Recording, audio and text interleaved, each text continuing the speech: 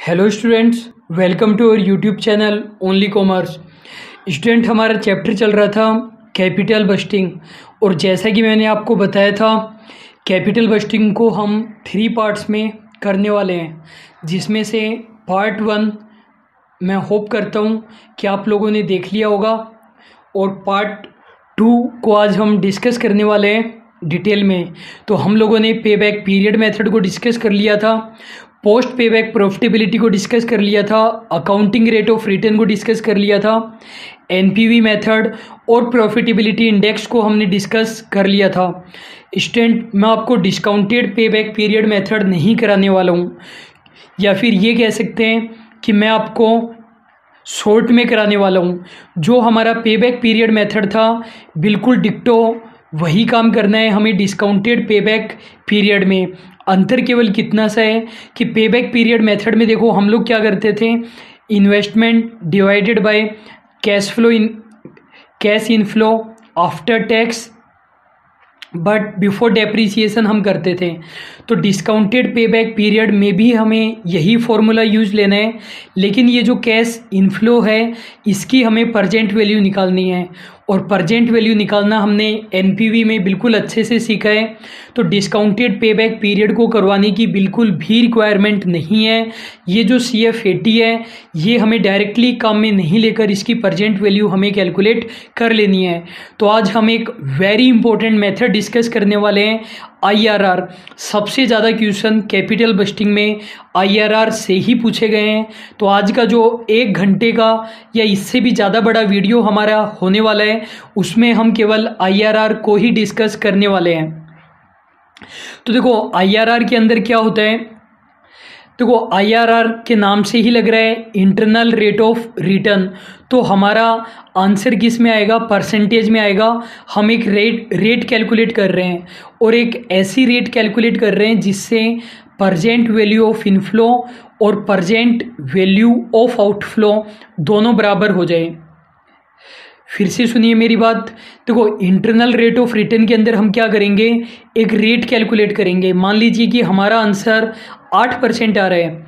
8% किस बात की रेट है, 8% से यदि हम हमारी इनफ्लो की परजेंट वैल्यू निकालें और हमारे आउटफ्लो की परजेंट वैल्यू निकालें तो दोनों सेम आएगा। और जब परजेंट वैल्यू ऑफ इनफ्लो और परजेंट वैल्यू ऑफ आउटफ्लो दोनों बराबर होती है तो वहाँ पर एनपीवी हमारी 0 होती है, और हम ये कह सकते हैं कि प्रॉफिटेबिलिटी इंडेक्स हमारा 1 होता है। तो IRR एक ऐसी रेट है जो बराबर कर देती है, क्या बराबर कर देती है, परजेंट वैल्यू। किस चीज़ की परजेंट वैल्यू बराबर कर देती है, आउटफ्लो और इनफ्लो दोनों की परजेंट वैल्यू को बराबर कर देती है। हम ये भी कह सकते हैं कि IRR एक ऐसी रेट है जहाँ पर एनपीवी हमारी 0 होती है, या हम ये भी कह सकते हैं कि IRR एक ऐसी रेट है जहाँ पर प्रॉफिटेबिलिटी इंडेक्स हमारा 1 होता है। आपको ये भी ध्यान रखना है कि इंटरनल रेट ऑफ रिटर्न वो हाईएस्ट रेट है जो कंपनी पे कर सकती है किसी बैंक को अपने लोन के लिए। यदि आपको समझ में नहीं आया है तो एग्जाम्पल से आपको बिल्कुल ईजिली समझ में आ जाएगा। IRR निकालने के लिए ये हमारा फॉर्मूला होता है, तो अभी जब हम एग्जाम्पल करेंगे तब आपको बिल्कुल ईजिली समझ में आ जाएगा। आपको एक बात याद रखनी है, जैसे मान लीजिए इंटरनल रेट ऑफ रिटर्न से हमारा आंसर आया 8%, तो इसको हमें कंपेयर करना है हमारी कॉस्ट ऑफ कैपिटल से। कॉस्ट ऑफ कैपिटल का मतलब है KO, cost of overall capital, या फिर WACC। यदि हमारी इंटरनल रेट ऑफ रिटर्न ज़्यादा है कॉस्ट ऑफ कैपिटल से तब तो हमें उस प्रोजेक्ट को एक्सेप्ट कर लेना है, और यदि इंटरनल रेट ऑफ रिटर्न हमारी कम आ रही है, कॉस्ट ऑफ कैपिटल ज़्यादा है, तो उस प्रोजेक्ट को हम रिजेक्ट कर देंगे। देखो ऐसा क्यों है, कॉस्ट ऑफ कैपिटल मैंने आपको बताया हुआ है। कॉस्ट ऑफ कैपिटल का मतलब एक ऐसी रेट है जो हमारे इन्वेस्टर हमसे एक्सपेक्ट करते हैं कि कम से कम आप इतना तो कमाओ। मान लीजिए कॉस्ट ऑफ कैपिटल है हमारी 7%, तो हमारे इन्वेस्टर हमसे ये एक्सपेक्ट करते हैं कि हम लोग कम से कम 7% तो ROI कमाएं। यदि इतना भी हम नहीं कमाएंगे तो इन्वेस्टर इन्वेस्टर अपना पैसा निकाल लेंगे और हमारी कंपनी को लॉस होगा। और IRR का मतलब है एक तरीके से हम लोग इतना कमा पा रहे हैं, तो जितना इन्वेस्टर हमसे एक्सपेक्ट करते हैं उससे ज़्यादा यदि हम कमा रहे हैं तब तो हम प्रोजेक्ट को एक्सेप्ट कर लेंगे। और यदि इन्वेस्टर हमसे एक्सपेक्ट कर रहे हैं 7% और IRR हमारा 6% ही आ रहा है तो हम उस प्रोजेक्ट को एक्सेप्ट नहीं करेंगे। बाकी जब हम कॉस्ट ऑफ कैपिटल या कैपिटल स्ट्रक्चर वगैरह डिस्कस करेंगे तब आपको कॉस्ट ऑफ कैपिटल के बारे में और ज़्यादा अच्छे से समझ में आ जाएगा। तो अब हम एक एग्जांपल देखेंगे, उससे आपको IRR बिल्कुल क्लियर हो जाएगा। ये हमारा इनिशियल इन्वेस्टमेंट है 1,38,500 रुपये और इन्वेस्टमेंट फिर से नहीं हुआ है, तो कहने का मतलब हमें इस इन्वेस्टमेंट की प्रजेंट वैल्यू निकालने की ज़रूरत नहीं है।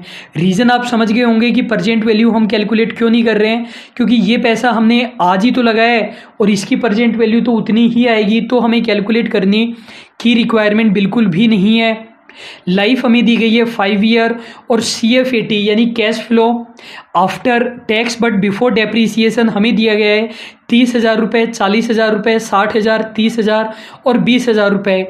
IRR हमें निकालनी है। आपको पता है IRR क्या होती है?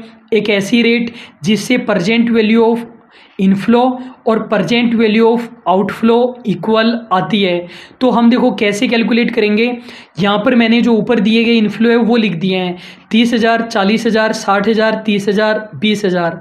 अब क्वेश्चन हमें नहीं देगा जो इंटरेस्ट रेट है वो तो हमें कैलकुलेट करनी पड़ेगी ना, तो यहाँ पर हमें क्वेश्चन नहीं देगा, जबकि NPV में क्वेश्चन हमें दे देता था कि किस रेट से हमें प्रजेंट वैल्यू निकालनी है। और NPV में हमेशा हम कॉस्ट ऑफ कैपिटल से ही प्रजेंट वैल्यू निकालते थे, लेकिन यहाँ पर तो हम IRR को कंपेयर करने वाले हैं कॉस्ट ऑफ कैपिटल से, तो हमें दो रेट को एज्यूम करना है।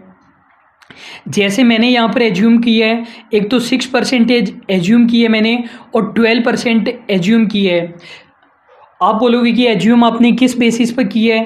देखो, पहली रेट आप किसी भी बेसिस पर कोई भी रेट ले लीजिए जो आपको अच्छी लगे, 6%, 12%, 50%, 100%, 500%, जो आपको बढ़िया लगे वो रेट ले लेना, कोई दिक्कत नहीं है। मैं आपको इस तरीके से बताऊंगा कि आपका आंसर आएगा ही आएगा। तो 6% हमने ले ली और ये प्रजेंट वैल्यू फैक्टर आपको कैलकुलेट करना आता है बिल्कुल। मैंने आपको फॉर्मूला बताया था 1 डिवाइडेड बाय 1 + R⁴n, इससे हम कैलकुलेट करते हैं। तो जैसे पहले साल के लिए कैलकुलेट करना है तो 1 + R करेंगे तो 6% का मतलब 0.06 हो गया हमारा। तो कहने का मतलब 1 + R कितना हो जाएगा? 1.06 हो जाएगा। तो पहले साल का निकालना है तो ऐसे निकाल लेंगे, दूसरे साल का निकालना है तो पावर 2 कर देंगे, तीसरे साल का निकालने के लिए पावर 3। तो इस तरीके से हमने ये प्रजेंट वैल्यू फैक्टर कैलकुलेट कर लिए हैं। इन सभी को हम इससे मल्टीप्लाई कर देंगे। मल्टीप्लाई करने पर ये हमारी प्रजेंट वैल्यू आ रही है इनफ्लो की, इनका हमने टोटल कर दिया। टोटल करने पर देखो कितना आ गया, 1,52,500। कहने का मतलब 6% हमारा सही आंसर नहीं है। 6% को हम IRR नहीं मान सकते। 6% का हमने तुक्का लगाया था कि कल को हो सकता है 6% ही IRR निकल जाए, लेकिन 6% IRR नहीं है। कैसे पता चला कि 6% IRR नहीं है? देखो, जो हमारा प्रजेंट वैल्यू ऑफ इन्वेस्टमेंट है और प्रजेंट वैल्यू ऑफ इनफ्लो है वो दोनों इक्वल आनी चाहिए। प्रजेंट वैल्यू ऑफ इनफ्लो हमारी 1,38,500 है और प्रजेंट वैल्यू ऑफ इनफ्लो 6% की रेट से 1,52,990 आ रही है। यदि 6% से हमारा आंसर यहाँ पर 1,52,990 की बजाय 1,38,500 आ जाता तब हमारा तुक्का बिल्कुल फिट बैठता। तो कहने का मतलब 6% हमारी रेट नहीं है। अब आप लोग एक बात याद रखना कि ये रेट आप जितनी ज़्यादा लोगे उतनी वैल्यू हमारी कम आएगी। कहने का मतलब यदि हमने देखो 6% से निकाला है तो हमारा आंसर आ रहा है 1,52,990। यदि हम 4% ले लें तो आंसर 1,52,990 से कम आएगा या ज़्यादा आएगा? ज़्यादा आएगा। रेट जितनी कम होगी परजेंट वैल्यू उतनी ज़्यादा आएगी और रेट जितनी ज़्यादा होगी परजेंट वैल्यू उतनी कम आएगी। तो हमें आंसर कितना चाहिए, 1,38,500। तो अब हमें जो तुक्का लगाना है, कम रेट का लगाओगे या ज़्यादा रेट का लगाओगे? तो अब हमें तुक्का लगाना है 6% से ज़्यादा वाली रेट का लगाना है। अब देखो, यदि आपने तुक्का लगाया, मान लो 7% का तुक्का लगाया और 7% से तुक्का लगाने पर मान लो आंसर आ गया हमारा 1,42,000 आ गया, तो भी हमारा काम नहीं चलेगा, फिर हमें फिर से तुक्का लगाना पड़ेगा। तो अब पहले ही दूसरी वाली रेट इतनी ज़्यादा ले लेना कि उससे आंसर 1,38,500 से कम आए। कम आएगा तो हमारा काम चल जाएगा, अगर ज़्यादा आएगा तो फिर आपको फिर से एक और रेट बढ़ाकर लेनी पड़ेगी। तो मैंने 6% के बाद डायरेक्टली 12% ले लिए, तो काफ़ी ज़्यादा ले लिया है। कुछ टीचर 3-4 रेट लेते हैं, पहले 6 लेंगे फिर 7, 8, पता नहीं वो ऐसा क्यों करते हैं। तो पहली हमने रेट ली, मुझे पूरा विश्वास है 2 रेट आप ऐसी ले सकते हो जिससे पहली से आंसर हमारा ज़्यादा आ रहा है और दूसरी से आंसर हमारा कम आ रहा है। हमें आंसर चाहिए था 1,38,500, 1,52,990 आ रहा था हमारा 6% से, और 1,31,810 आ रहा है हमारा 12% की रेट से। यहाँ पर बाय मिस्टेक 6% हो गया है, 12% आएगा। तो ये आंसर आ रहा है हमारा 1,31,810। कहने का मतलब हमारी जो IRR आएगी वो 6% से तो ज़्यादा आएगी, लेकिन 12% से कम आएगी।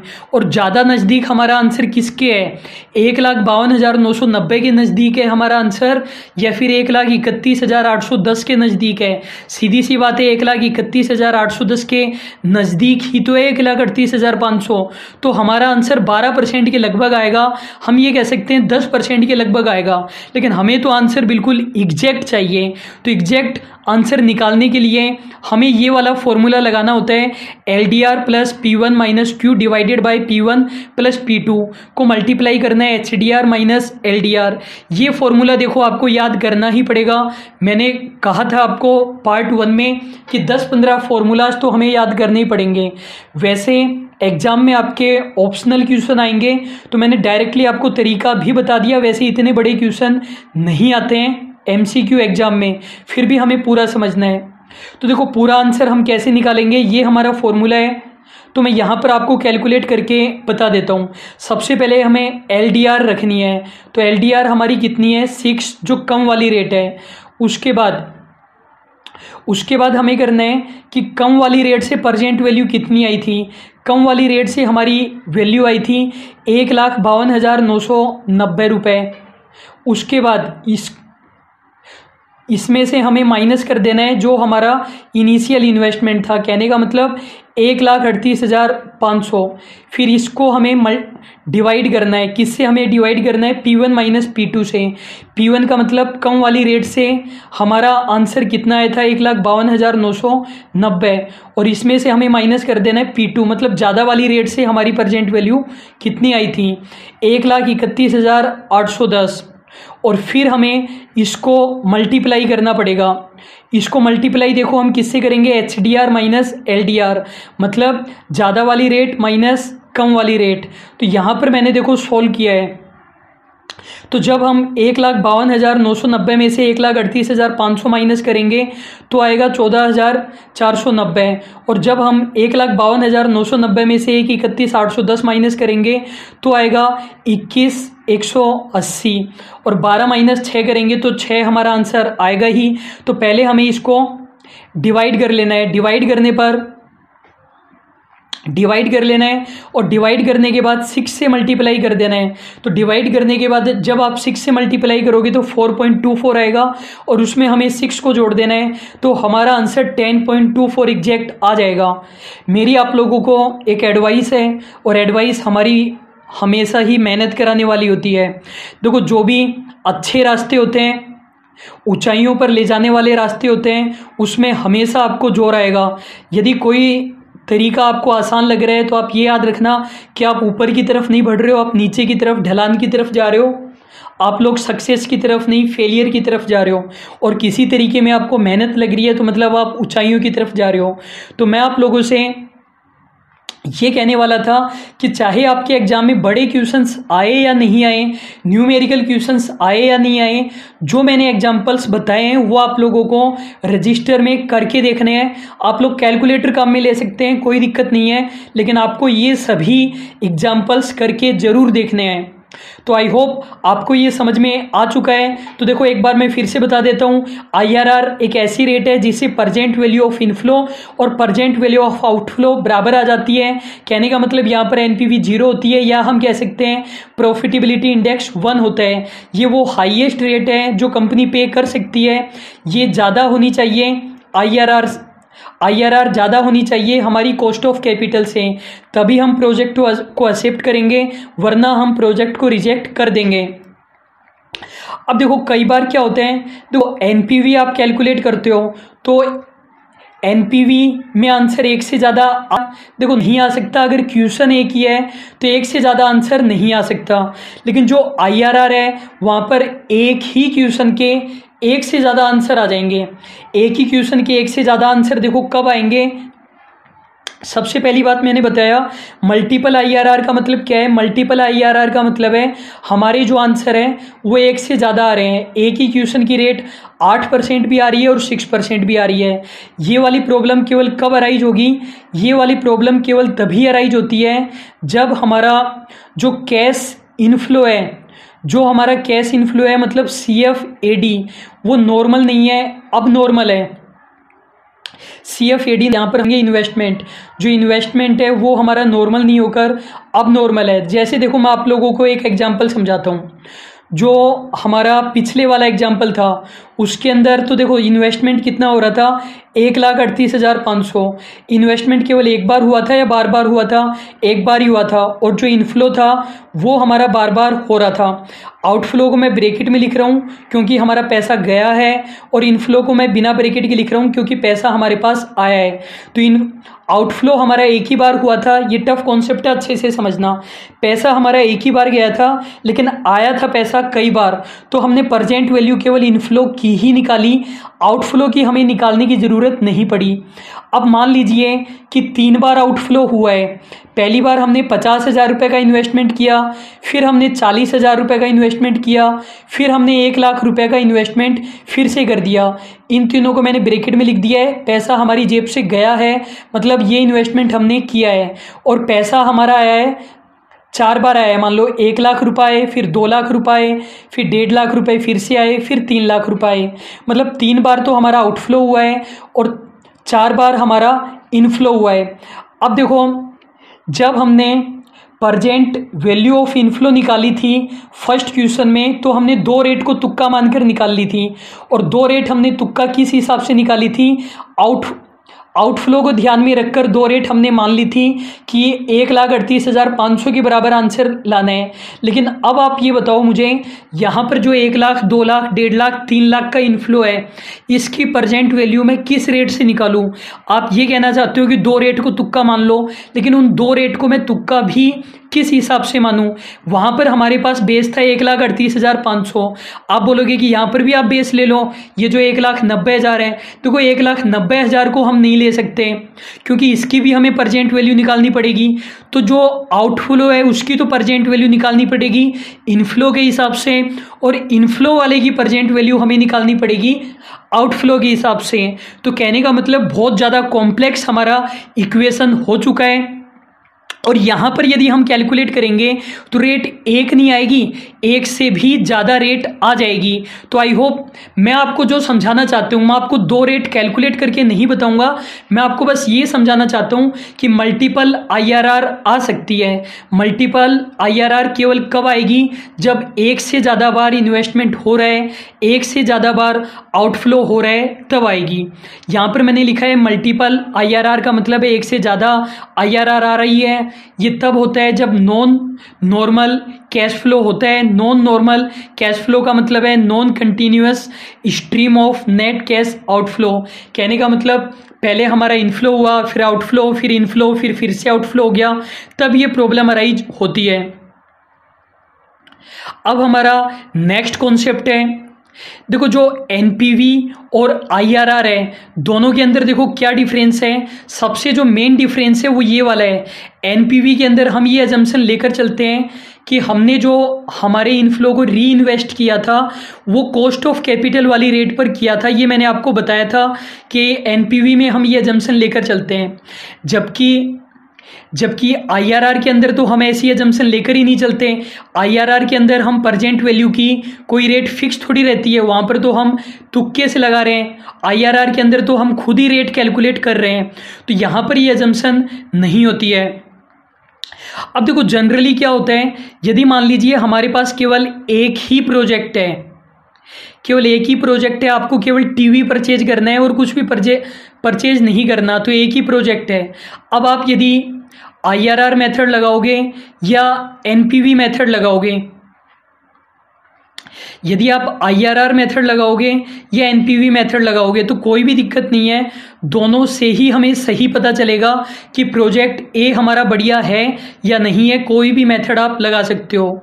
लेकिन यदि एक से ज़्यादा प्रोजेक्ट है और वो प्रोजेक्ट इंडिपेंडेंट है, दोनों प्रोजेक्ट आपने डिसाइड किया हुआ है कि या तो हम टीवी परचेज करेंगे या फिर हम माइक्रोवेव ओवन परचेज करेंगे, या फिर आपने डिसाइड किया हुआ है कि हमें तो केवल टीवी परचेज करना है, तो सोनी का टीवी खरीदें या एलजी का टीवी खरीदें। दोनों ही सिचुएशन में दो प्रोजेक्ट है और दोनों ही प्रोजेक्ट इंडिपेंडेंट है। आप बोलोगे कि सेकंड में केवल टीवी ही तो खरीद रहे हैं, तो दो प्रोजेक्ट क्यों हुए? देखो सोनी का टीवी और एलजी का टीवी दो प्रोजेक्ट हो गए, प्रोजेक्ट ए और प्रोजेक्ट बी, और यहाँ पर भी दो प्रोजेक्ट है, टीवी और माइक्रोवेव ओवन। प्रोजेक्ट एक ही प्रोजेक्ट हम तब बोलेंगे जब केवल एलजी का ही टीवी है और कुछ भी नहीं है। तो यदि एक ही प्रोजेक्ट है तब तो चाहे आप आईआरआर लगाओ चाहे एनपीवी लगाओ, कोई दिक्कत नहीं है। दोनों से आपको पता चल जाएगा कि ये प्रोजेक्ट हमारा बढ़िया है या नहीं है। लेकिन जब एक से ज़्यादा प्रोजेक्ट होते हैं तो हो सकता है हमारा आंसर अलग अलग आ जाए। हो सकता है एनपीवी मेथड तो ये कहे कि प्रोजेक्ट ए बढ़िया है और आईआरआर मेथड ये कहे कि प्रोजेक्ट बी बढ़िया है, ऐसा हो सकता है। देखो एनपीवी में तो हम बस ये देखते थे कि एनपीवी ज़्यादा आ जाए वो प्रोजेक्ट बढ़िया है, जबकि आईआरआर में हम कॉस्ट ऑफ कैपिटल से कंपेयर करते हैं। और ये दोनों आंसर जो अलग अलग आ रहे हैं कि एनपीवी में हम ये कह रहे हैं कि ए प्रोजेक्ट बढ़िया है, जबकि आईआरआर से हम ये कह रहे हैं कि प्रोजेक्ट बी बढ़िया है। ऐसा क्यों हो रहा है? देखो मेन रीज़न तो यही है कि एनपीवी में हम ये अजम्पशन ले रहे थे कि के रेट से हम री इन्वेस्ट करते हैं, जबकि आईआरआर में हम ऐसी कोई अजम्पशन नहीं ले रहे थे।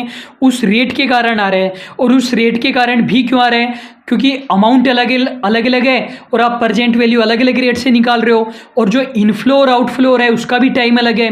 टाइम अलग अलग होगा तो प्रेजेंट वैल्यू तो बिल्कुल अलग अलग आएगी। इनफ्लो का पैटर्न भी अलग अलग हो सकता है पहले इनफ्लो हुआ फिर आउटफ्लो फिर से इनफ्लो, और प्रोजेक्ट की लाइफ भी अलग अलग है। तो इस वजह से ये वाली समस्या अराइज हो सकती है। यदि आप ये चाहते हो कि ये समस्या अराइज नहीं हो, चाहे हम एनपीवी मेथड लगाएं और चाहे हम आईआरआर मेथड लगाएं, तो ये होना चाहिए कि प्रोजेक्ट ए बढ़िया है या प्रोजेक्ट बी बढ़िया है, दोनों का आंसर अलग अलग नहीं आए तो हमें ये करना पड़ेगा। एनपीवी में जो आपने अजम्पशन ली हुई थी कि हम री इन्वेस्ट के रेट से करते हैं, उस अजम्पशन को आपको छोड़ना पड़ेगा।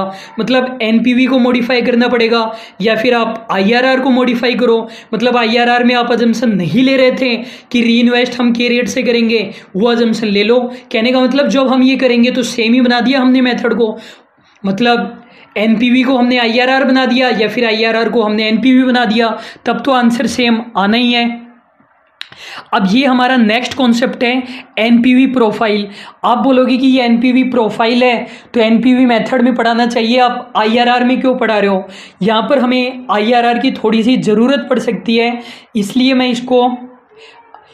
मैं इसको एनपीवी मेथड में नहीं कराकर आईआरआर मेथड में करवा रहा हूँ। तो पहले कि मैं आपको थ्योरी करवाऊँ, पहले मैं आपको चार्ट से बिल्कुल इजीली समझा देता हूँ। तो देखो ये है हमारा एनपीवी प्रोफाइल, और आप लोग देख रहे हैं कि हमने इसको ग्राफ पर बनाया है। ग्राफ के बारे में इतना मैं मानता हूँ हर स्टूडेंट को पता होगा कि इसे एक्स एक्सिस कहा जाता है और इसे हम वाई एक्सिस कहा जाता है। जब भी आप इकोनॉमिक्स में या किसी भी सब्जेक्ट में कोई ग्राफ पढ़ें तो आप लोग ये ज़रूर याद कर लेना कि हमने एक्स एक्सिस पर क्या लिया है और वाई एक्सिस पर क्या लिया है। आप बोलोगे कि सर हम तो हमारे हिसाब से ले लेंगे, कोई ज़रूरी है क्या जो आपने बताया या बुक में लिखा हुआ है वही ले हम। देखो कई बार ऐसा होता है कि हमें वही लेना होता है, जैसे कि इकोनॉमिक्स में आप डिमांड पढ़ते हो तो डिमांड वाले में हमें वाई एक्सिस पर ही लेनी पड़ती है प्राइस हमेशा ही, तो ये बात आपको ध्यान रखनी पड़ती है। तो एनपीवी प्रोफाइल में भी फिक्स है। एक्स एक्सिस पर हमें क्या लेना है, कॉस्ट ऑफ कैपिटल ले लेनी है, केओ हमें ले लेनी है, और वाई एक्सिस पर हमें क्या लेनी है, एनपीवी लेनी है। तो मैंने यहाँ पर दो डायग्राम आप लोगों के लिए मैं लेकर आया हूँ। दोनों डायग्राम में क्या अंतर है, जो फर्स्ट वाला हमारा डायग्राम है यहाँ पर हम केवल सिंगल प्रोजेक्ट की बात कर रहे हैं, एक ही प्रोजेक्ट है हमारा, और जबकि जो हमारा सेकंड एग्जाम्पल है यहाँ पर हम दो प्रोजेक्ट की बात कर रहे हैं। तो आप लोग बिल्कुल ध्यान से समझना, ये बात आपको समझ में आ चुकी है कि हम एनपीवी प्रोफाइल पढ़ने वाले हैं, ग्राफ पर पढ़ने वाले हैं। एक्स एक्सिस पर हमने केओ को लिया है और वाई एक्सिस पर हमने एनपीवी को लिया है। कहने का मतलब देखो एनपीवी एक ही प्रोजेक्ट है हमारे पास, उस प्रोजेक्ट की एनपीवी है 1 लाख, 2 लाख, 3 लाख, 4 लाख, 5 लाख, 6 लाख, आप इसको रुपीज मान सकते हैं। और यहाँ पर ये हमारी कॉस्ट ऑफ कैपिटल है, 5% हो तो क्या हो, 10%, 15%, 20%, 25%, 30%। ये जो कॉस्ट ऑफ कैपिटल आप ये मान सकते हो कि हमने ये एज्यूम की है, क्योंकि कॉस्ट ऑफ कैपिटल तो एक ही होगी, ये तो हो नहीं सकता 5 है, 10 है, 15 है। तो ये हमने माना है कि 5% है तो क्या होगा, 10% है तो क्या होगा। और मैंने आपको बताया हुआ है कॉस्ट ऑफ कैपिटल का मतलब इन्वेस्टर एक्सपेक्ट कर रहे हैं कि कम से कम इतना तो भैया कमा कर दो हमें। अब आप ये सोच रहे होंगे कि सर आप ये बोल रहे हो कि सिंगल प्रोजेक्ट है हमारे पास, जब सिंगल प्रोजेक्ट है तो एनपीवी ये 6 कैसे आ गई, एनपीवी तो एक ही आनी चाहिए। देखो एनपीवी कैसे आती है, जब हमारे पास इनफ्लो की प्रेजेंट वैल्यू हो और जब हमारे पास आउटफ्लो की प्रेजेंट वैल्यू हो। आप मुझे ये बताओ जो इनफ्लो हमने देखे थे वो इनफ्लो रियल होते हैं या एक्सपेक्टेड होते हैं? बिल्कुल एक्सपेक्टेड होते हैं, क्योंकि प्रोजेक्ट स्टार्ट करने से पहले कर रहे हो ना सारा काम, जब प्रोजेक्ट का लाइफ ही ख़त्म हो चुका तब थोड़ी करोगे। तो जो ये इनफ्लो होते हैं ये एक्सपेक्टेड होते हैं, और एक्सपेक्टेड है तो कहने का मतलब अनुमानित होते हैं। तो हमने ये एक तरीके से अनुमान लगाया कि एनपीवी 1 लाख हो तो क्या होगा, 2 लाख हो तो क्या होगा, 3 लाख हो तो क्या होगा, और नीचे ये हमारी कॉस्ट ऑफ कैपिटल है। अगर मैं इस पॉइंट की बात करूं, तो देखो इस पॉइंट पर क्या हो रहा है, एनपीवी और जो हमारी कॉस्ट ऑफ कैपिटल है, एनपीवी हमारी यहाँ पर 0 हो चुकी है। ग्राफ आप देख ही रहे हैं कि ये 0 है, तो यहाँ पर एनपीवी हमारी 0 हो चुकी है। और ये लगभग कितने रुपए पर हो रही है, देखो ये है 20 और ये है 25, तो बीच में क्या होगा, बीच में हो जाएगा 22.5, लेकिन ये बीच में नहीं है, इससे थोड़ा सा राइट में है, तो हम ये कह सकते हैं ये लगभग 23% रेट है। तो 23% यदि हमारी कॉस्ट ऑफ कैपिटल है तो यहाँ पर एनपीवी हमारी 0 है, तो कहने का मतलब ये 23% हमारी क्या हो जाएगी, आईआरआर हो जाएगी। आपको पता है आईआरआर वो रेट होती है जहाँ पर एनपीवी 0 होती है, तो आप समझ गए होंगे यहाँ पर ये 0 हो रही है। अब ये जो सेकंड है इसको भी मैं समझा देता हूँ। देखो ये जो नीला वाला है ये तो है हमारा प्रोजेक्ट 1, और ये जो येलो कलर में इसको हम मान रहे हैं प्रोजेक्ट 2, और चीज़ें वही लिखी हुई है। ये हमारी एनपीवी है 1 लाख, 2 लाख, 3, 4, 5, 6, ये हमने प्रोजेक्ट 1 के लिए भी माना है और प्रोजेक्ट 2 के लिए भी माना है, और ये हमारी कॉस्ट ऑफ कैपिटल है। इससे देखो क्या पता चल रहा है, यदि हमारी कॉस्ट ऑफ कैपिटल 10% है तो कौन सा प्रोजेक्ट बढ़िया रहेगा, 1 बढ़िया रहेगा या 2 बढ़िया रहेगा? सीधी सी बात है प्रोजेक्ट 1 हमारा बढ़िया रहेगा। लेकिन जब हमारी कॉस्ट ऑफ कैपिटल 25% है, जब हमारी कॉस्ट ऑफ कैपिटल 25% है तो यहाँ पर हमारा प्रोजेक्ट 2 बढ़िया रहेगा। तो कंपनी बिल्कुल इजीली डिसाइड कर सकती है अपनी कॉस्ट ऑफ कैपिटल के बेसिस पर कि कौन सा प्रोजेक्ट हमें सेलेक्ट करना है। और यहाँ पर ये जो दोनों इंटरसेक्ट कर रहे हैं हमारे प्रोजेक्ट, इसको कहा जाता है क्रॉस ओवर रेट कहा जाता है। इसके बाद से क्या हुआ, देखो इस पीरियड यहाँ तक तो अब ये वाला कहाँ पर हो रहा है, देखो ये वाला पॉइंट है लगभग आप ये मान सकते हो 15.1% पर हो रहा है। देखो 15% तो एग्जैक्ट यहाँ पर हो रहा है हमारा, और इससे ये थोड़ा सा राइट में है, तो 15.1% आप मान सकते हो।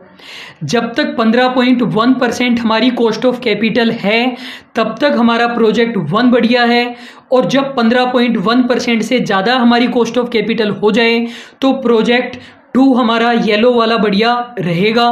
तो क्रॉस ओवर रेट का मतलब आप लोगों को समझ में आ चुका है। अब मैं आपको थ्योरी बताता हूँ, बिल्कुल इजीली आपको समझ में आ जाएगा। एनपीवी प्रोफाइल रिलेशनशिप शो करता है। रिलेशनशिप किसके बीच में शो करता है? जो चीज़ें हमने एक्स एक्सिस और वाई एक्सिस पर मानी थी उनके बीच में रिलेशनशिप शो करता है। कहने का मतलब एनपीवी और कॉस्ट ऑफ कैपिटल के बीच में रिलेशनशिप शो करता है। एनपीवी को हमने वाई एक्सिस पर लिया था, और जो WACC KO या कॉस्ट ऑफ कैपिटल उसे हमने एक्स एक्सिस पर लिया था। ये आप लोगों को याद रखना है। हम ये भी कह सकते हैं कि जो एनपीवी प्रोफाइल है वो एनपीवी का चेंजेज बताता है कि कॉस्ट ऑफ कैपिटल में चेंज आने पर एनपीवी पर क्या फ़र्क पड़ रहा है। जहाँ पर एनपीवी इंटरसेक्ट करती है वहाँ पर क्या आ जाएगा? हमारी IRR आ जाएगी। और यदि हमने 2 प्रोजेक्ट को ड्रॉ किया है एनपीवी प्रोफाइल में, तो 2 प्रोजेक्ट जहाँ पर एक दूसरे को क्रॉस करते हैं उसे हम क्रॉस ओवर रेट कहते हैं। तो आई होप आपको बिल्कुल इजीली समझ में आ चुका है। स्टूडेंट, एक और एडवाइस मैं आप लोगों को दे देता हूँ, और एडवाइस हमेशा ही मेहनत वाली होगी। देखो स्टूडेंट, मैं आपसे ये कहना चाहता हूँ, आप जो भी पढ़ो उसके सेल्फ नोट्स ज़रूर बनाओ। यदि आपने कुछ पढ़ा है और उसके सेल्फ नोट्स नहीं बनाए हैं तो इसका मतलब है आपने कुछ भी नहीं पढ़ा है। तो सेल्फ नोट्स आपको ज़रूर बनाने हैं। मेरा ये मानना है, यदि आपके कोर्स में 13 सब्जेक्ट है, हमने 13 में डिवाइड किया हुआ है, वैसे 10 सब्जेक्ट है, तो आप लोग 13 रजिस्टर बना लीजिए, और जो भी आपको पता चले उस सब्जेक्ट के बारे में वो सब चीज़ें लिखते जाइए। कैपिटल बस्टिंग के नोट्स बनाएंगे तो मुश्किल से 3-4 पेजेज के ही नोट्स बनेंगे। आप बोलोगे कि ये PPT स्लाइड तो आपने 150 के लगभग बना दी, 3-4 पेजेज कैसे बनेंगे? आपको बस वो फॉर्मूले वगैरह लिखने हैं, इस तरीके से लिखने हैं कि आपको समझ में आ जाए। स्टूडेंट बेवकूफ़ बनता है इसलिए टीचर उन्हें बेवकूफ़ बनाते हैं। आपको पता है ये जो आपने पेड कोर्स परचेज किया है इसकी वैलिडिटी 1 ईयर है। मैं गारंटी देता हूँ आप कोई भी एग्ज़ाम दोगे तो 10 में से 9 क्वेश्चन आपके हो जाएंगे। लेकिन यदि आप 1 साल के बाद में यही कोर्स आप मुझसे फिर से परचेज करेंगे तो मुझे बुरा लगेगा यदि आप एक ही कोर्स की बार बार फीस देंगे, लेकिन मुझे फ़ीस लेनी पड़ेगी। और यदि आप नोट्स बना लेंगे तो आपको फिर से पे नहीं करना पड़ेगा, आप उन्हीं नोट्स से रिवाइज कर सकते हैं। ये वीडियो आपके पास 1 साल तक अवेलेबल है। मैं मानता हूँ कम से कम 15 बार आपको रिवीजन करना चाहिए।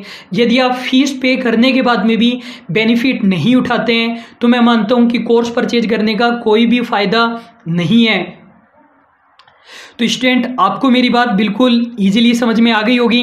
तो ये हमारा क्वेश्चन है, the conflict in project ranking in capital budgeting as per NPV and IRR में अराइज बिकॉज। ये बोल रहे हैं जो एनपीवी और IRR है उनमें कॉन्फ्लिक्ट अराइज हो सकता है। कॉन्फ्लिक्ट अराइज होने का मतलब दोनों का आंसर अलग अलग आ सकता है। तो यहाँ पर देखो मैंने आपको रीज़न बताए थे कि दोनों का आंसर अलग अलग क्यों आता है, क्योंकि दोनों में अजम्पशन हम अलग अलग ले रहे हैं। एनपीवी में हमने अजम्पशन ली थी कि हम के रेट पर री इन्वेस्ट कर रहे हैं, और दोनों प्रोजेक्ट में अमाउंट भी अलग अलग है, टाइम भी अलग अलग है, इनफ्लो आउटफ्लो का पैटर्न भी अलग अलग है, इनफ्लो आउटफ्लो का और लाइफ भी अलग अलग है। तो क्वेश्चन हमसे यही जानना चाहता है कि कॉन्फ्लिक्ट अराइज क्यों हो रहे हैं। साइज के कारण बिल्कुल हो सकता है, साइज का मतलब अमाउंट हो गया। टाइम के कारण भी हो सकता है, लाइफ के कारण भी हो सकता है। तो डी हमारा करेक्ट आंसर हो जाएगा। काफ़ी ज़्यादा बार ये क्वेश्चन पूछा गया है। नेक्स्ट हमारा क्वेश्चन है, under which of the following situation the decision outcome of investment opportunity varies under NPV and IRR method. ये बोल रहे हैं किस सिचुएशन में एनपीवी और IRR दोनों का आंसर अलग अलग आएगा। Time disparity, cost disparity, life disparity, volume disparity. और ऑप्शन में हमें 2 या 3 को सिलेक्ट करना है, 4 को तो सिलेक्ट नहीं करना है। तो वॉल्यूम को हम सिलेक्ट नहीं करेंगे, 1 2 3 हमारा करेक्ट आंसर हो जाएगा। वहाँ पर हमने वॉल्यूम पढ़ा भी नहीं था। वॉल्यूम का मतलब एक तरीके से सेल्स है, तो सेल्स तो बिल्कुल भी अफेक्ट नहीं कर सकता। नेक्स्ट हमारा क्वेश्चन है स्टेटमेंट 1। ऐसे क्वेश्चन का ऑप्शन आप लोगों को पता ही है कैसे होते हैं, लेकिन जब ऐसे क्वेश्चन में इस तरीके से पूछ लेते हैं कि सेकंड वाला फर्स्ट वाले का रीजन है क्या नहीं है क्या, तो प्रॉब्लम हो जाती है। ये तो बिल्कुल सिंपल क्वेश्चन है, ये पता करना है स्टेटमेंट करेक्ट है या नहीं है। In general NPV and IRR method leads to same acceptance और rejection decision when a single project is involved. ये बोल रहे हैं यदि सिंगल प्रोजेक्ट है तो एनपीवी और आईआरआर से सेम ही आंसर आएगा कि हम प्रोजेक्ट को एक्सेप्ट करें या रिजेक्ट करें। सही बात है कि गलत बात है? बिल्कुल सही बात है। यदि प्रोजेक्ट सेम है तब तो कोई दिक्कत नहीं है, जब प्रोजेक्ट दो होते हैं तब ये दिक्कत अराइज होती है। तो स्टेटमेंट 1 हमारा करेक्ट है। सेकंड में ये बोल रहे हैं the inconsistency in ranking of competing project as per NPV and IRR method lies in the implicit assumption with regard to different rates of return or reinvestment of the intermediate cash flows। ये बोल रहे हैं कि जो दोनों में अंतर आता है एनपीवी में और आईआरआर में, वो अंतर इस वजह से आता है क्योंकि हमने अजम्पशन दोनों मेथड में अलग अलग ली हुई है हमारे इनफ्लोज को री इन्वेस्ट करने की। ये बात भी बिल्कुल सही है। एनपीवी में हमने माना हुआ है कि के रेट पर री इन्वेस्ट कर रहे हैं, और आईआरआर में तो हम ऐसी एजम्पशन लेते ही नहीं है। आईआरआर में तो हम नई रेट कैलकुलेट करते हैं। तो दोनों ही हमारे करेक्ट है। नेक्स्ट हमारा क्वेश्चन है which one of the following is not a source of conflict in project ranking in capital budgeting decision as per NPV and IRR. तो ये बोल रहे हैं कि एनपीवी और आईआरआर में अंतर आ जाता है, वो अंतर किस रीजन की वजह से नहीं आता है। तो हमें ये पता करना है किस रीजन की वजह से नहीं आता है। ये बोल रहे हैं कि इंडिपेंडेंट इन्वेस्टमेंट प्रोजेक्ट है, कैपिटल बजट कंस्ट्रेंट है, टाइम डिस्पेरिटी है। तो देखो इन तीनों की वजह से ही अंतर आता है, तो हमारा answer none of the above हो जाएगा। इंडिपेंडेंट इन्वेस्टमेंट प्रोजेक्ट का मतलब है दो प्रोजेक्ट है और दोनों ही इंडिपेंडेंट है। कैपिटल बजट कंस्ट्रेंट का मतलब है दोनों ही प्रोजेक्ट की साइज अलग अलग है, और टाइम डिस्पेरिटी का मतलब तो आप लोग समझ ही चुके हैं। तो डी हमारा आंसर आ जाएगा। इन तीनों की वजह से ही आंसर अलग अलग आ रहा है। नेक्स्ट हमारा क्वेश्चन है NPV and IRR method of capital budgeting technique may give conflict accept reject decision due to. किन रीजन की वजह से अलग अलग आंसर आ सकते हैं दोनों के। ये बोल रहे हैं disparity in initial investment, disparity in timing of cash flow, disparity in the life of project. तीनों ही आंसर हमारे करेक्ट है। तो देखो आप लोगों ने एक बात नोटिस की होगी कि जो प्रैक्टिकल सब्जेक्ट है, एक भी क्वेश्चन मैंने ना खुद का मन से नहीं लिया है, सारे क्वेश्चन आपके एग्जाम में आए हुए हैं। तो प्रैक्टिकल सब्जेक्ट में बहुत ज़्यादा क्वेश्चन रिपीट हो रहे हैं, जबकि जो थ्योरी सब्जेक्ट है वहाँ पर क्वेश्चन रिपीट नहीं होते हैं। देखो प्रैक्टिकल में तो वो अमाउंट ही चेंज कर सकते हैं, कॉन्सेप्ट हमारे कम होते हैं। तो प्रैक्टिकल सब्जेक्ट को आप बिल्कुल इजीली एग्जाम में क्वेश्चन कर पाओगे यदि आपने चैप्टर पढ़ा है। थ्योरी में फिर भी संभावना है कि क्वेश्चन अलग से आ जाए, फिर भी मैंने काफ़ी डिटेल में कराने की कोशिश की है, और एचआरएम में भी जो बचा हुआ है वो भी मैं कराऊंगा। वैसे एचआरएम मैंने आपको कोड 8 के हिसाब से काफ़ी अच्छा करा दिया है। यदि आपका यूजीसी नेट का एग्जाम क्लियर नहीं है अभी तक, कुछ स्टूडेंट तो वो है जो जेआरएफ की तैयारी कर रहे हैं, कुछ ऐसे हैं जो नेट की तैयारी कर रहे हैं, मैं आपको सिर्फ एक शॉर्टकट बता रहा हूँ और मेरी गारंटी है आपका यूजीसी नेट क्लियर हो जाएगा। बिल्कुल शॉर्टकट बता रहा हूँ। आप लोग सभी प्रीवियस ईयर एग्जाम के क्वेश्चन सोल्व कर लीजिए यूजीसी नेट के। यदि आप ये कर लेते हैं यूजीसी नेट आपका 100% क्लियर है। हमारा क्वेश्चन है NPV and IRR method of investment.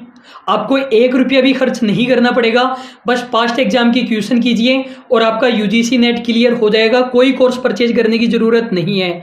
मैं इतना डिटेल में क्यों करा रहा हूँ, केवल मैं यूजीसी नेट के लिए नहीं करा रहा हूँ। मेरा पर्पज़ ये है कि आप लोगों ने कोर्स परचेज किया है, आप लोगों का न केवल यूजीसी नेट क्लियर हो बल्कि जेआरएफ क्लियर हो। इसके अलावा आप जो भी साथ में फॉर्म भरते रहते हैं, सेबी ग्रेड ए या इंडियन ऑयल या फिर RPSC first grade, various PGT lecturer, सभी एग्जाम आपके क्लियर हो जाएंगे। मैं आप लोगों को 1.5 साल के अंदर या 2 साल के अंदर काफ़ी अच्छी पोजीशन पर देखना चाहता हूं। क्वेश्चन है हमारा NPV and IRR method of investment evaluation में give divergent accept reject decision on account of which of the following, फिर से यही पूछ रहे हैं कि वो कौन से रीजन हो सकते हैं जिनके कारण से अलग अलग आंसर आएगा। Varying initial investment, divergent cash flow from the investment project, disparity in the lives, तो तीनों ही हमारे करेक्ट हैं। नेक्स्ट हमारे क्वेश्चन है the problem of conflict in ranking between NPV and IRR arising on account of difference in the pattern of cash flow with reference to time can be resolved.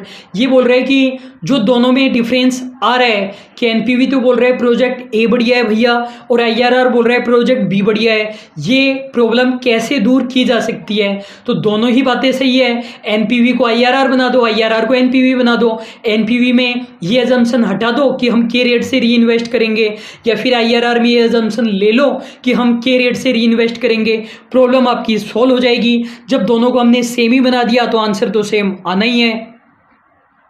Next हमारा question है the IRR of A project is the discount rate which reduce it's NPV zero. ये बोल रहा है IRR वो rate होती है जिससे एनपीवी जीरो हो जाती है। सही बात है क्या? बिल्कुल ही सही बात है। A project is worth accepting if the IRR exceed the cost of capital. ये बोल रहे हैं यदि आईआरआर ज्यादा है कॉस्ट ऑफ कैपिटल से तो एक्सेप्ट कर लेना चाहिए। ये बात भी बिल्कुल सही है। यदि शेयर होल्डर इन्वेस्ट कर रहे हैं कि 7% कमा कर दो और कमा रहे हैं हम 8%, तब तो एक्सेप्ट कर लो, वरना उस प्रोजेक्ट को जाने दो। तो दोनों ही हमारे करेक्ट हैं। नेक्स्ट हमारा क्वेश्चन है interim cash inflows are reinvested at a rate of return equal to the IRR is the inbuilt mechanism. ये बोल रहे हैं ये वो कौन सा मेथड है जिसमें हम ये मानते हैं कि आईआरआर से हमने री इन्वेस्ट किया होगा। तो सीधी सी बात है आईआरआर हमारा आंसर आ जाएगा। नेक्स्ट हमारा क्वेश्चन है which one of the following. यदि आप लोग चाहें तो वीडियो को स्टॉप करके मन में आंसर सोच सकते हैं, इससे आपको ज़्यादा अच्छे से प्रिपरेशन हो जाएगी। विच one of the following equates the present value of cash outflow and the present value of expected cash inflow. ये बोल रहे हैं वो कौन सा मेथड है जो बराबर कर देता है आउटफ्लो और इनफ्लो की परजेंट वैल्यू को। तो आईआरआर हमारा आंसर आ जाएगा। नेक्स्ट हमारा क्वेश्चन है which one of the following method of capital budgeting assume the cash inflow are reinvested at the project rate of return. ये बोल रहे हैं कि वो कौन सा मेथड है जिसमें हम ये मानते हैं कि हमने री इन्वेस्ट किया है प्रोजेक्ट की रेट ऑफ रिटर्न से ही कर दिया है। तो इसमें भी आंसर वही हमारा आईआरआर आ जाएगा। वो प्रोजेक्ट की रेट है तभी तो हम उसको इंटरनल रेट कह रहे हैं। नेक्स्ट हमारे क्वेश्चन है the discount rate that makes NPV equal to zero. वो कौन सी रेट है जो एनपीवी को जीरो कर देगी? आईआरआर हमारा आंसर हो जाएगा। नेक्स्ट हमारा क्वेश्चन है आईआरआर इज डिटरमाइंड। आईआरआर वहां पर कैलकुलेट होती है जहां पर, तो आईआरआर हमारा आंसर देखो कैसे आएगा। आईआरआर हमारा आंसर देखो कैसे आएगा। आईआरआर हमारा आंसर आ जाएगा जहां पर एनपीवी हमारी जीरो होती है। एक सेकंड रुकिए, देखो आंसर हमारा ये बोल रहे हैं कि आईआरआर कैसे कैलकुलेट होगी जहां पर एनपीवी पॉजिटिव होती है, जहां पर एनपीवी नेगेटिव होती है, जीरो होती है, नन ऑफ द अबव। तो सी हमारा आंसर आ जाएगा। एनपीवी जहां पर जीरो होती है वही हमारा आईआरआर होता है। नेक्स्ट हमारा क्वेश्चन है और मैच द फॉलोइंग। क्वेश्चन के कोड्स आपको पता ही है किस तरीके के होते हैं। ऐसे क्वेश्चन को देखो पढ़ने का क्या तरीका होता है, सबसे पहले आप लिस्ट 1 की फटाफट रीडिंग लगा दीजिए।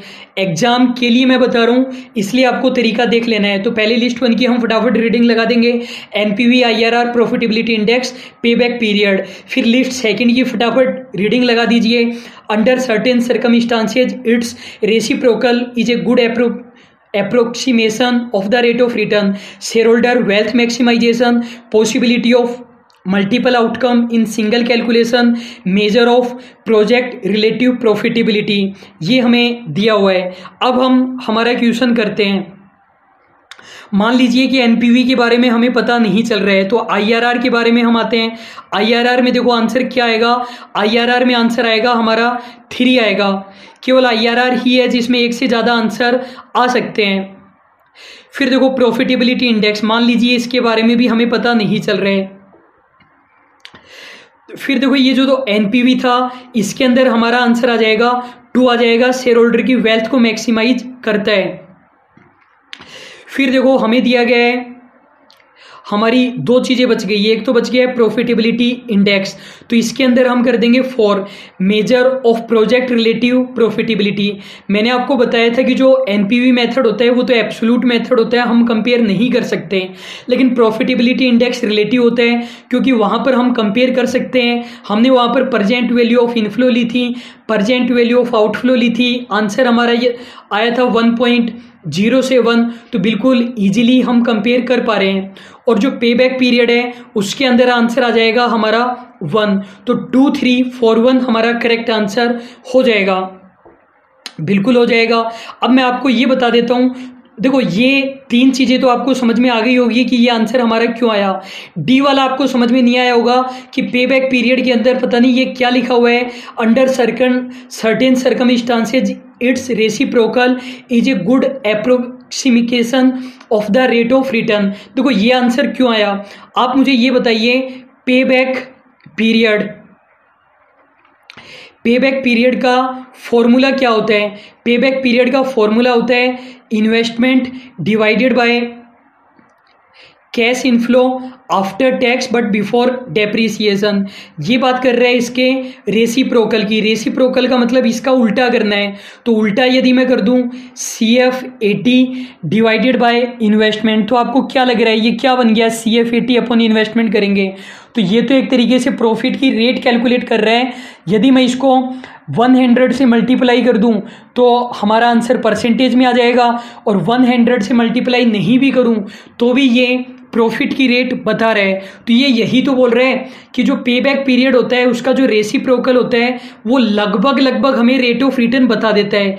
लगभग क्यों बताता है, एग्जैक्ट क्यों नहीं बताता? देखो लगभग इसलिए बताता है क्योंकि यहाँ पर हमने बिफोर डेप्रीसिएशन लिया है, कैश इनफ्लो लिया है, प्रॉफिट नहीं लिया है।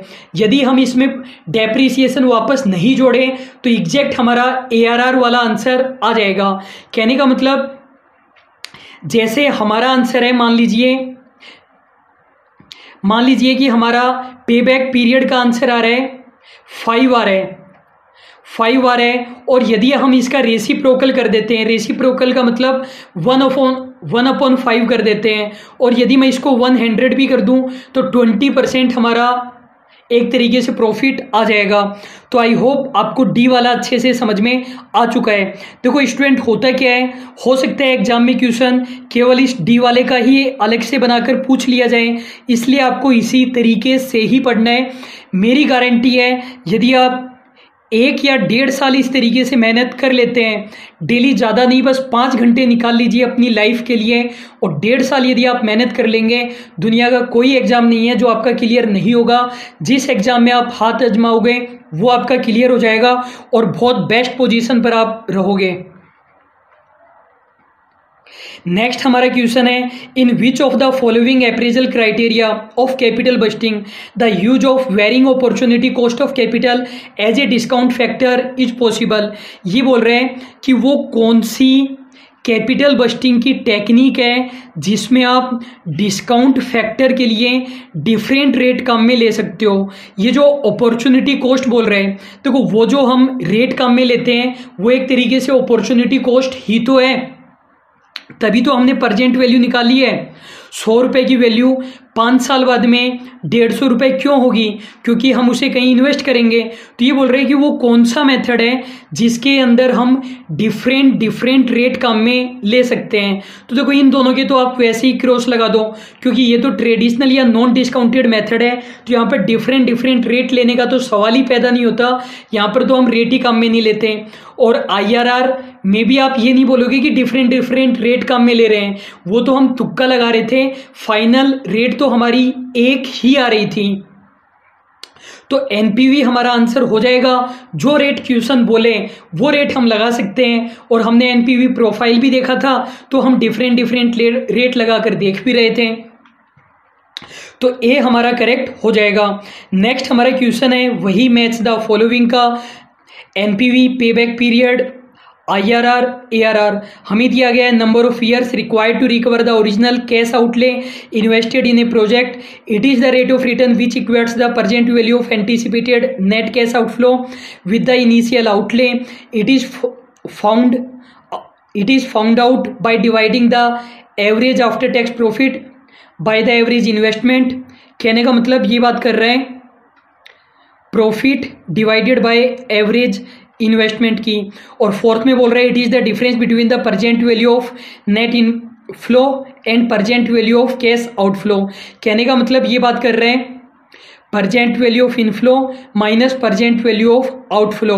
और इसके अंदर बात कर रहा था पीरियड की, और इसके अंदर उस रेट की बात कर रहा था जो बराबर कर दे प्रेजेंट वैल्यू ऑफ इनफ्लो और आउटफ्लो को। तो बिल्कुल आसान से एनपीवी के अंदर हमारा आंसर आ जाएगा 4, पेबैक पीरियड के अंदर 1 आ जाएगा।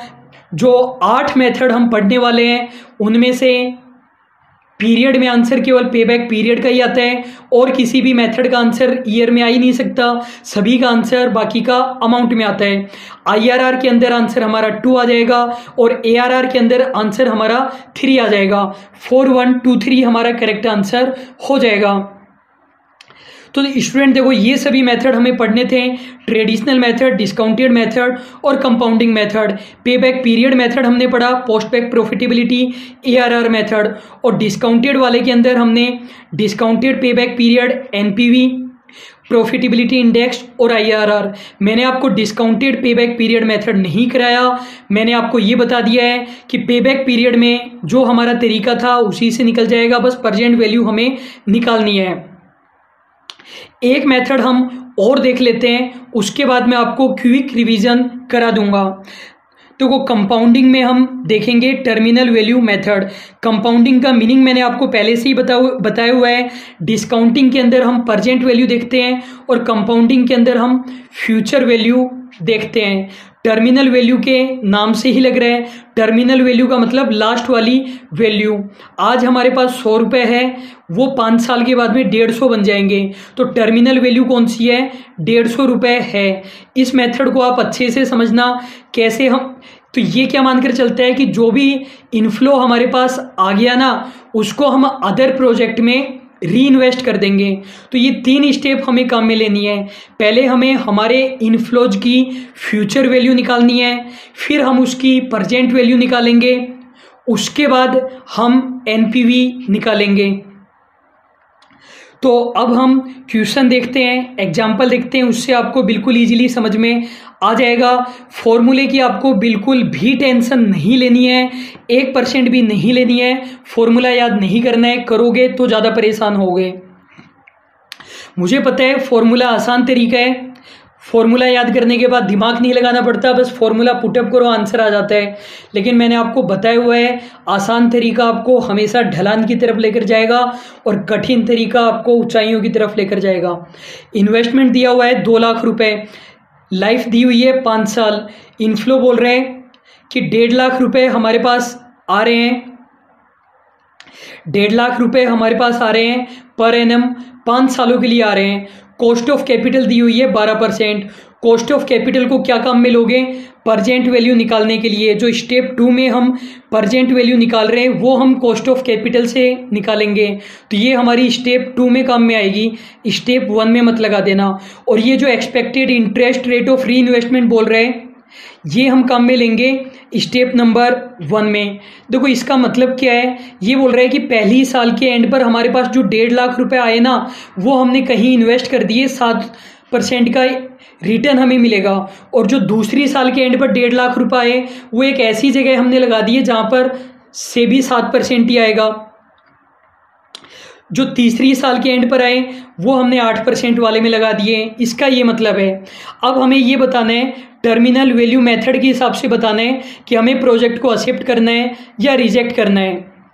तो हम देखते हैं, तो वो क्वेश्चन ने हमें क्या बताया हुआ था कि लाइफ कितनी है हमारे प्रोजेक्ट की, 5 ईयर्स है, तो 1 2 3 4 5 मैंने लिख दिए हैं। फिर क्वेश्चन ने बोला था हर साल 1.5 लाख रुपए हमारे पास आ रहे हैं, पहली साल के एंड पर आए हैं 1.5 लाख, फिर दूसरी साल के एंड पर आए हैं।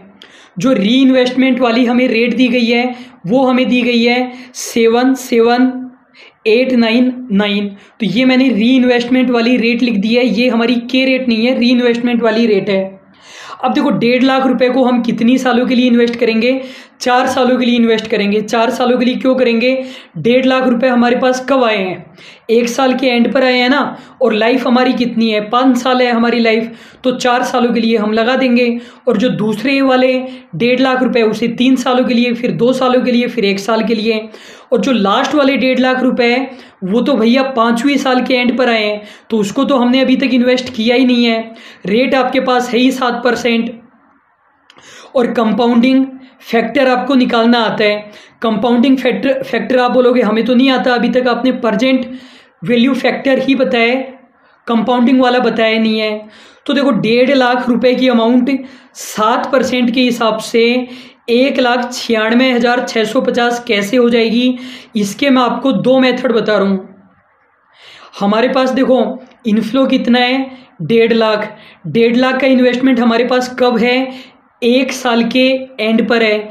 वो 5 साल के एंड पर यानी 4 साल बाद में कितना हो जाएगा, 1,96,650। यदि हम 7% की रेट से इन्वेस्ट कर दें तो 1.5 लाख का आंसर हमारा आ रहा है 1,96,650।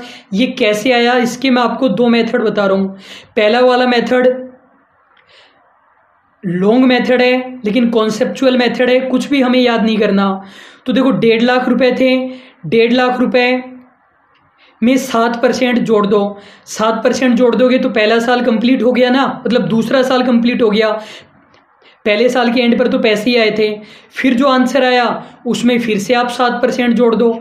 फिर जो आंसर आया हमारा उसके अंदर फिर से 7% जोड़ दो, और फिर जो आंसर आया उसके अंदर फिर से 7% जोड़ दो। कैलकुलेटर पर तो आप बिल्कुल इजीली कर सकते हो। और ये जो आंसर आएगा लास्ट वाला, ये आएगा 1,96,650। कैलकुलेटर पर तो करना ही नहीं है ना कुछ भी। 1.5 लाख प्लस 7 उसके बाद परसेंट वाला साइन आपको डायरेक्टली दबा देना है। स्टूडेंट कैलकुलेटर आपके पास होना ही चाहिए और बढ़िया क्वालिटी का होना चाहिए। स्टूडेंट को जहां इन्वेस्ट नहीं करना चाहिए वहां पर वो इन्वेस्ट कर देता है, और 8,000 के मोबाइल से काम चलता है लेकिन 15,000 का मोबाइल खरीदता है। 1 GB डेटा में काम हो सकता है लेकिन 2 GB डेटा में इन्वेस्ट करता है, और जहां पर जरूरत है वहां वो पैसा खर्च नहीं करना चाहता। कम से कम 500 रुपये का बढ़िया क्वालिटी का कैलकुलेटर आपके पास होना चाहिए। अब ये मत सोचो एग्जाम में कैसे करेंगे, एग्जाम में इतने ही बड़े क्वेश्चन आते हैं कि इजीली हो जाए, और वैसे भी टाइम कम पड़ता है पेपर 1 में, पेपर 2 में नहीं पड़ता है। दूसरा तरीका क्या है, दूसरा तरीका ये है कि ये वाला निकाल लो और इसको डायरेक्टली आप मल्टीप्लाई कर दो। तो ये हम कैसे निकालेंगे, 1 + r⁴n, ऐसे हम निकालेंगे। ये तो हो गया फ्यूचर वैल्यू निकालने का। और प्रेजेंट वैल्यू निकालनी हो तो 1 कर देंगे, और फ्यूचर वैल्यू निकालनी हो तो हम 1 नहीं करेंगे ऊपर। तो देखो रेट हमारी कितनी है, 7%। 7% का मतलब 0.07। तो एक में जोड़ोगे तो 1.07 हो जाएगा। बस इसको अब अपन को n करना है, पावर करना है तो 4, तो 1.07 की पावर 4 को आप कैलकुलेट करोगे तो ये हमारा आंसर आ जाएगा। और इनको आप निकाल ही सकते हो बिल्कुल इजीली। ये लास्ट वाले में 1 देखो कैसे आया, बिल्कुल इजी है। 1 हमने किया, देखो कैसे आया, 1 सेकेंड रुकिए। हाँ तो देखिए 1 सेकेंड, हाँ जो लास्ट वाला है उसके अंदर आंसर हमारा 1 ही आएगा, क्योंकि पावर हमारी वहाँ पर 0 रहेगी। यदि आप सोल्व करोगे 1.09, क्योंकि रेट हमारी यहाँ पर कितनी है, 9% है, की पावर यदि आप 0 करोगे और इसको कैलकुलेट करोगे तो इसका आंसर 1 आएगा। लेकिन आप लोगों को कैलकुलेट करने की ज़रूरत नहीं है, क्योंकि कॉन्सेप्चुअली मैंने बताया हुआ है 1.5 लाख रुपए को तो हम री इन्वेस्ट कर ही नहीं रहे, तो 1.5 लाख की वैल्यू तो 1.5 लाख ही रहेगी। तो 8,68,800 ये आ गया, 8,68,800 ये आ गया। अब एक बार मैं इसको डिलीट कर देता हूँ जिससे आपको इजीली समझ में आ जाए, वरना आप कंफ्यूज हो जाओगे।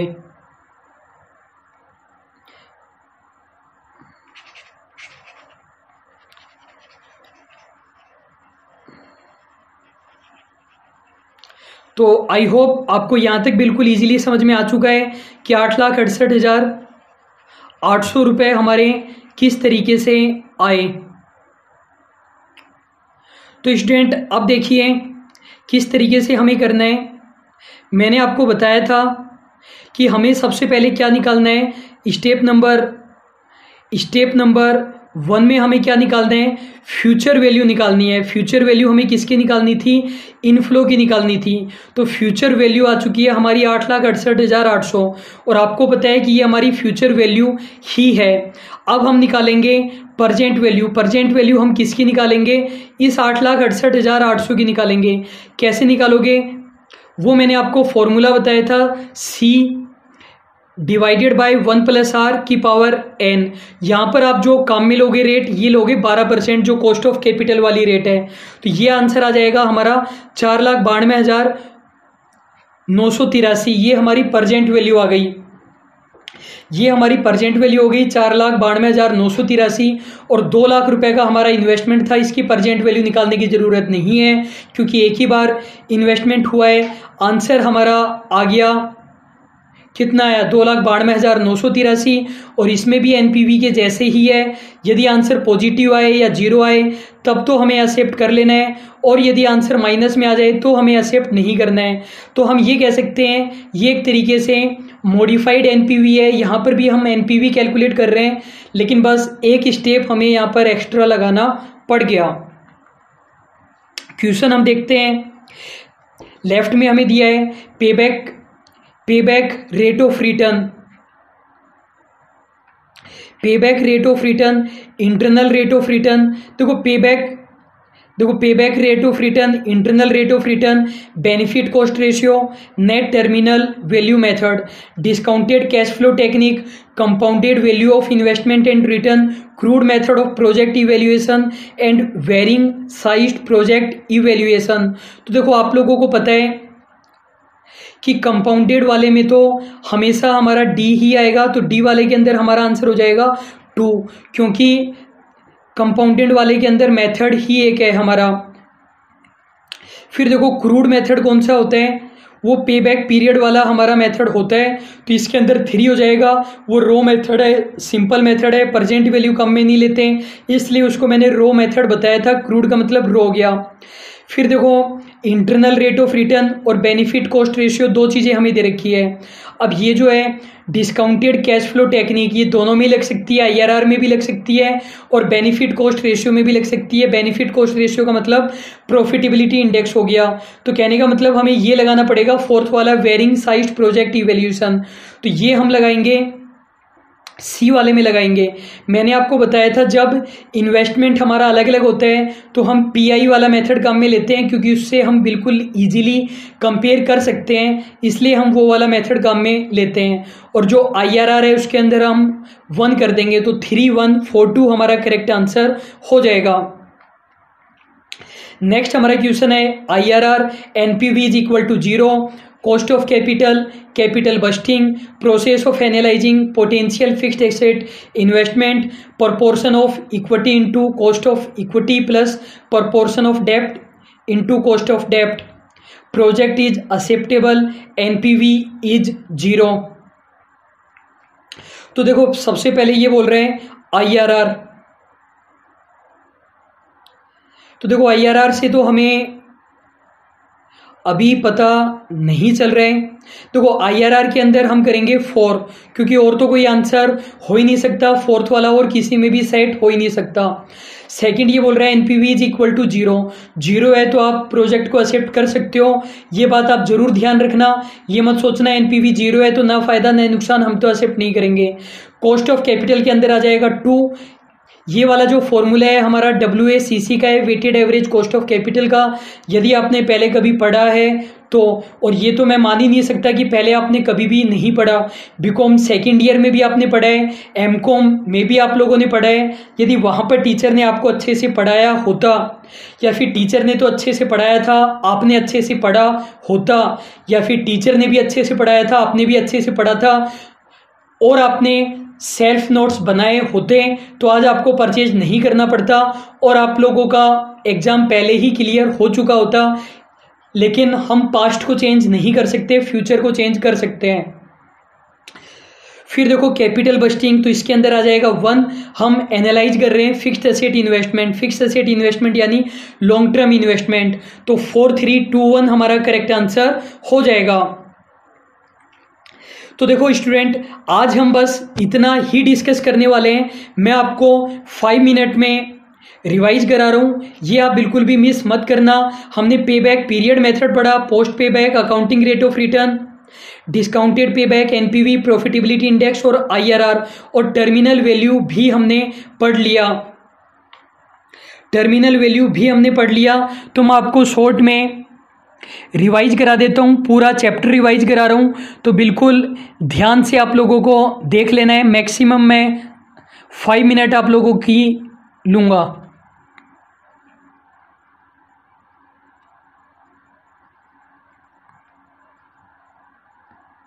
तो देखो मैं एक बार आप लोगों को रिवाइज करा रहा हूँ, बस 1 सेकंड आप लोगों को वेट करना पड़ेगा। देखो हमने क्या क्या पढ़ा। सबसे पहले हमने पढ़ा था फाइनेंशियल मैनेजमेंट के ऑब्जेक्टिव पढ़े थे। फाइनेंशियल मैनेजमेंट के हमने ऑब्जेक्टिव पढ़े थे, और मैंने आपको बताया था कि फाइनेंशियल मैनेजमेंट के 2 ऑब्जेक्टिव्स हमारे होते हैं।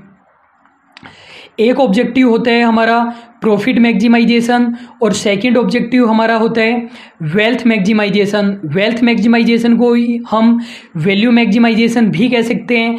इसी का मतलब है नेटवर्थ को हम बढ़ाना चाहते हैं। इसी का मतलब होता है एमपीएस ऑफ इक्विटी शेयर को हम बढ़ाना चाहते हैं। दोनों में से देखो कौन सा मेथड हमारा बेस्ट होता है। मैंने आपको बताया था कि जो वेल्थ मैक्सिमाइजेशन है वो बेस्ट होता है। वेल्थ मैक्सिमाइजेशन बेस्ट क्यों होता है? क्योंकि वो लॉन्ग टर्म के लिए होता है। दूसरी बात, पहली बात मैंने आपको ऑब्जेक्टिव पढ़ाया था। सेकंड बात मैंने आपको बताए थे कि फाइनेंशियल मैनेजमेंट में कौन कौन से डिसीजन होते हैं। तो फाइनेंशियल मैनेजमेंट में 3 टाइप्स के डिसीजन हो सकते हैं। एक हो सकते हैं हमारे फाइनेंसिंग डिसीजन, दूसरे डिस्ट्रीब्यूशन डिसीजन, और थर्ड हो सकते हैं इन्वेस्टमेंट डिसीजन। फाइनेंसिंग डिसीजन में हम पता करते हैं कि मनी को हम कहाँ से कलेक्ट करें, क्योंकि वेरियस टाइप के सोर्स होते हैं। इसको हम कॉस्ट ऑफ कैपिटल वाला चैप्टर, कैपिटल स्ट्रक्चर वाला और लिवरेज वाले चैप्टर की मदद से हम पढ़ते हैं। डिस्ट्रीब्यूशन डिसीजन में हम ये पता करते हैं कि डिविडेंड हम डिस्ट्रीब्यूट भी करें या नहीं करें, जिसको हम डिटेल में पढ़ चुके हैं। इन्वेस्टमेंट डिसीजन में हम short term, long term, short term में हम वर्किंग कैपिटल मैनेजमेंट देखते हैं, लेकिन हम ये नहीं कह सकते कि वर्किंग कैपिटल मैनेजमेंट का पूरा चैप्टर केवल शॉर्ट टर्म इन्वेस्टमेंट के ही बारे में है। वर्किंग कैपिटल मैनेजमेंट में काफ़ी सारी चीज़ें हैं, और लॉन्ग टर्म इन्वेस्टमेंट डिसीजन को हम कैपिटल बस्टिंग कहते हैं। तो यही हमारा कैपिटल बस्टिंग का मीनिंग हो जाता है। फिर हमने कैपिटल बस्टिंग के मेथड्स पढ़े थे। आप लोग यदि साथ साथ बोलते जाएंगे तो आप लोगों को याद हो जाएगा, तो आप लोग साथ साथ बोलते चलिए। कैपिटल बस्टिंग के कितने टाइप के मेथड मैंने आपको बताए थे? 3 टाइप्स के मेथड बताए थे। पहला था ट्रेडिशनल या फिर नॉन डिस्काउंटेड, दूसरा कौन सा था? डिस्काउंटेड, तीसरा कौन सा था? कंपाउंडेड। ट्रेडिशनल वाले में हमने कितने पढ़े थे? हमने पढ़े थे 3। पहला हमने पढ़ा था पे बैक पीरियड, सेकंड हमने पढ़ा था पोस्ट पे बैक पीरियड, तीसरा हमने कौन सा पढ़ा था? ARR हमने पढ़ा था। डिस्काउंटेड वाले के अंदर कितने मेथड पढ़े थे? 4 मेथड हमने पढ़े थे। पहला हमने कौन सा पढ़ा था? हमने पढ़ा था discounted pay back period, second हमने पढ़ा था NPV, थर्ड हमने पढ़ा था प्रॉफिटेबिलिटी इंडेक्स, और फोर्थ हमने पढ़ा था IRR। इसके अलावा जो कंपाउंडिंग है उसके अंदर हमने एक ही मेथड पढ़ा था, टर्मिनल वैल्यू। तो अभी तक इतना ही हमने पढ़ा है। और जो पहला मेथड था हमारा पे बैक पीरियड मेथड, उस मेथड के अंदर हमने क्या किया था? इन्वेस्टमेंट को हमने ऊपर रखा और नीचे हमने रखा CF80 को, तो इससे ईयर्स में हमारा आंसर आ जाएगा। जो सेकंड था हमारा पोस्ट पे बैक प्रॉफिटेबिलिटी, उसके अंदर हम जो हमारा पैसा वसूल हो चुका है उसके बाद में हमने टोटल कितना कमाया ये हम देखते हैं, या फिर आप टोटल इनफ्लो में से इन्वेस्टमेंट माइनस कर सकते हैं। तीसरा जो ARR था बिल्कुल आसान था, प्रॉफिट हमें लेना था आफ्टर टैक्स एंड डेप्रीसिएशन और डिवाइड कर देना था एवरेज इन्वेस्टमेंट से और इनटू 100 कर दोगे तो हमारा आंसर आ जाना था। उसके बाद हमने पढ़ा था डिस्काउंटेड पेबैक पीरियड, जो मैंने आपको बिल्कुल शॉर्ट में करवा दिया था। सेम वही हमको करना है, इन्वेस्टमेंट डिवाइडेड बाय CF80, लेकिन यहाँ पर CF80 में आपको परजेंट वैल्यू निकालने के बाद आपको लेना है।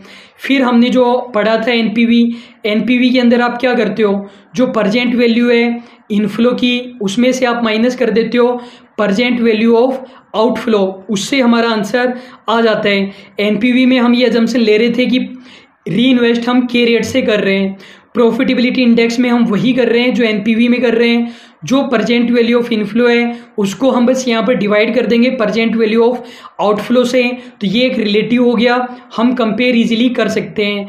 IRR के अंदर हम क्या कर रहे थे, हम एक ऐसी रेट निकाल रहे थे जिससे कि NPV हमारा 0 आ जाए, तो वहाँ पर हमको तुक्के से करना था और इसका फॉर्मूला आपको याद करने की रिक्वायरमेंट थी।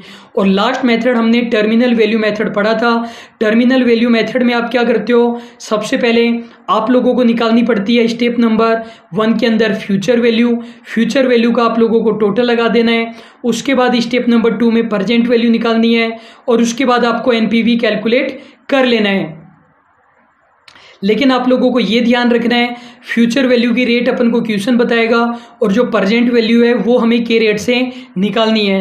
तो स्टूडेंट, आई होप आपको बिल्कुल इजीली ये समझ में आ चुका है। यदि आपका कोई भी कन्फ्यूज़न है तो आप लोग मुझे मैसेज कर सकते हैं, और यदि कोई सिंपल सी क्वेरी है तो व्हाट्सएप ग्रुप में बता सकते हैं। आप लोगों को क्विज जरूर अटेंड करनी है। यदि आप लोग क्विज अटेंड नहीं करेंगे तो क्विज बनाने का फ़ायदा ही क्या हुआ। अभी के लिए बस इतना ही। Thank you so much.